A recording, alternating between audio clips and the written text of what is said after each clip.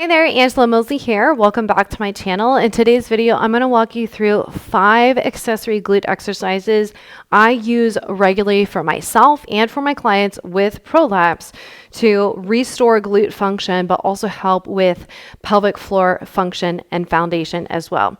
So forgive me in advance, my little man is building some Legos here, but this channel wouldn't be true if I didn't ever show you what motherhood looked like while trying to run a business from home.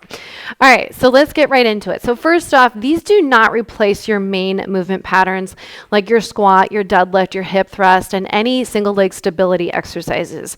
These are meant as accessory exercises that I might incorporate into my warm-up, such as like my corrective part of my warm-up, or I might add in at the end of my workout where I have a core and glutes block that I would add these exercises into. So just to give you an idea of where I would place these in my own specific workout. So the very first exercise is going to be down on the mat, is going to be a clamshell, a reverse clamshell. Now, clamshells, it's debatable, right? I personally don't love clamshells because I feel like everyone is stuck in external rotation. And when we do that external rotation, I just feel like everybody has so much tightness back there. And so adding to that just creates more tightness. So there's a certain way to do clamshells. So, and I'm not going to cover that in today's video. I'm going to cover in today's video a reverse clamshell. And the reason why I love this reverse clamshell is because number one, it addresses the adductors. We need good adductor strength for healthy functioning pelvic floor. Number two, it helps with internal rotation. Our glutes and our pelvic floor need access to internal and external rotation for true length and strength. And so then, and also it helps you to kind of slow down and really focus on more of that glute med and glute max activation. All right, so you're going to come down to the mat and you're going to place a yoga block, a foam roller, something that you can squeeze into. And you can use a pillow for support, or you can simply just hold your hand underneath. Now I'm hovering up off the floor, so I've got some space between my abdominals and the floor. And so the very first thing is I want to think about pressing this knee, the top knee, into the yoga block. So I'm going to work on activating those adductors slightly, and then I'm going to think about activating the glutes before I do the lift. So I want to make sure that I've activated, I'm pressing into the block, I'm going to flex my foot, I'm going to squeeze, not squeeze, I'm going to squeeze the block, activate those glutes, and then I'm going to lift up. So I like to inhale here, exhale to lift.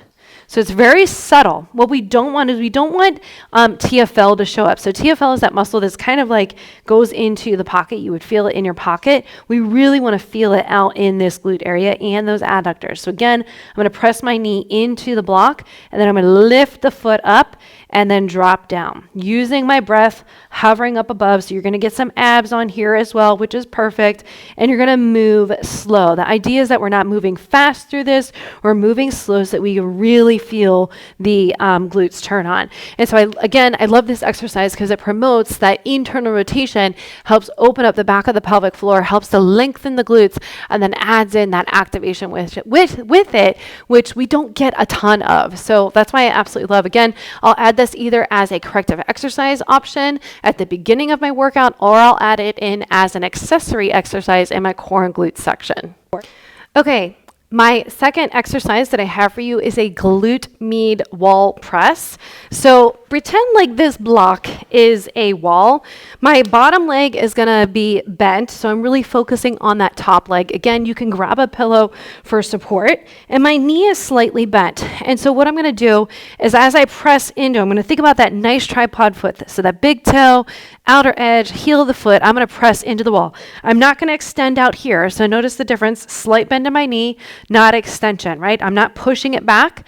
I want to make sure that I still have a slight bend in my knee. And what I'm going to do is I'm going to press into that wall to really get that glute to show up.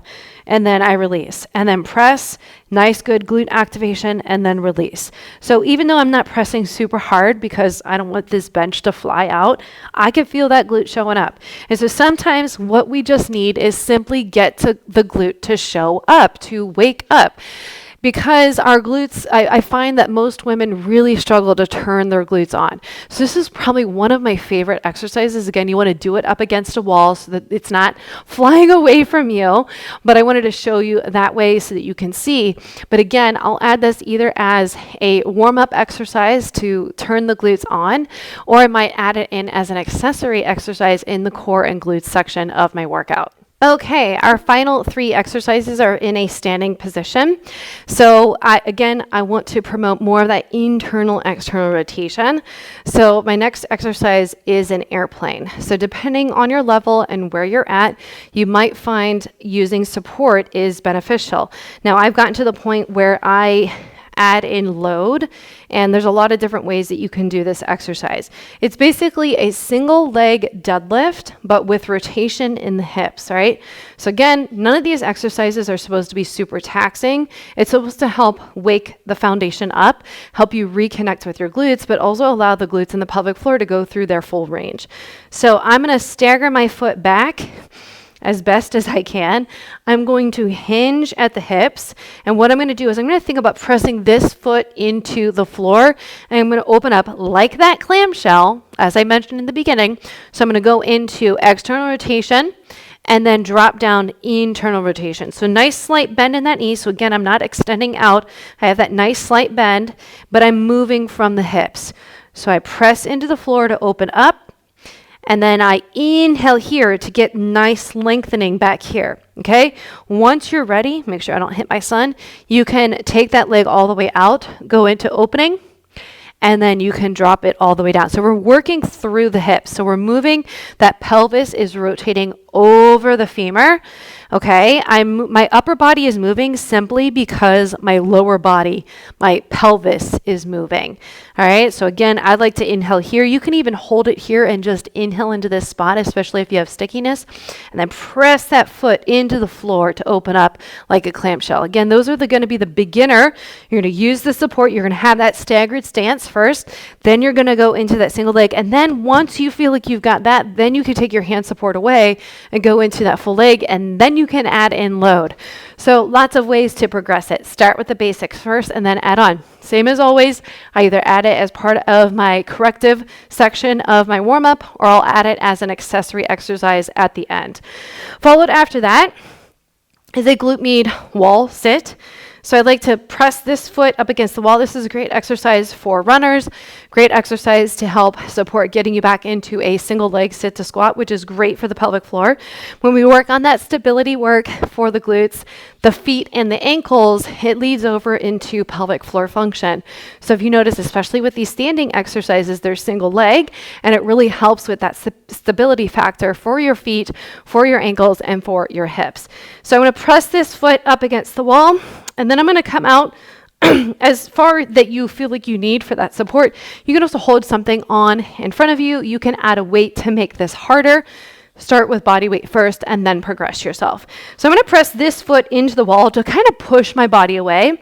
And then I'm going to sit into this outer hip. Okay, so I'm going to sit down and then I'm going to drive up through my foot. But notice again, I'm not super extending my knee. I'm keeping that nice slight bend in the knee at the top. All right, so I sit down into that hip, opening of the hip, inhale, and then exhale, press up, nice, good glute squeeze.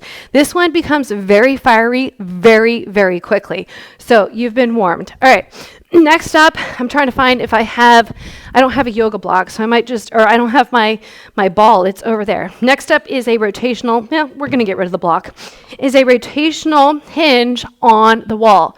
So you can place a Pilates ball in between your knees for support. I think my son's going to grab it for me. You are so sweet. Thank you, man. All right, so he grabbed the ball from me. You're going to place the ball in between your knees. Same thing, you're going to chop at the hips so that the hips go back. Nice slight bend in that knee. So again, not super extend, but not bending all the way down. All right, and then you're going to chop at the hips, hinge at the hips. I'm going to rotate down. So again, you could think about inhaling into this spot. Nice opening of the back. And then exhale, using the ball to glide you. So similar to a clamshell, but going through that full range of internal rotation and then external rotation. I love these exercises. Number one, they feel really good in your hips and your glutes, especially if you have pelvic floor tightness. Number two, it really helps you to really connect with your feet and your glutes and that single leg stability. So again, I use all of these exercises still today, either as part of my warm-up in my corrective exercise section or as my accessory glute and core section. So kind of piecemealing it into the hip shifting of the hips moving into internal and external rotation is really important, especially with someone with leaking, prolapse, and tightness within the pelvic floor. If you're looking for a very specific plan to follow from point A to point B, make sure to check out the core lift method down below inside the all access membership. I would love to be that coach for you to help you with prolapse, leaking, and diastasis recti.